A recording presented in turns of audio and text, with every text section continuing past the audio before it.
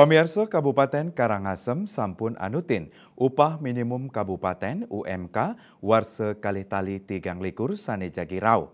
Anutin hasil parum sanik laksanayang oleh Dinas Ketenagakerjaan dan Transmigrasi Disnaker Trans sareng Dewan Pengupahan Karangasem sampun kecumpuin UMK nincap 6,4%.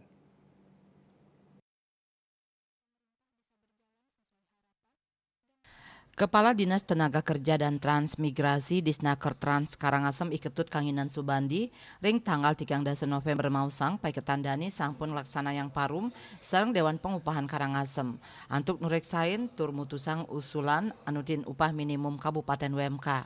Kanginan Subandi ngodarang sadurungnyane UMK Karangasem kali yute nanggu 500-an tali rupiah raris sampun kacumpuin antuk kausulang nincap 100 tali pitung dasan tali rupiah. Dadosnyane sampun kacumpuin UMK Inucap nincap dados kali yute nanggu 700-an tali rupiah utawi 6,10%.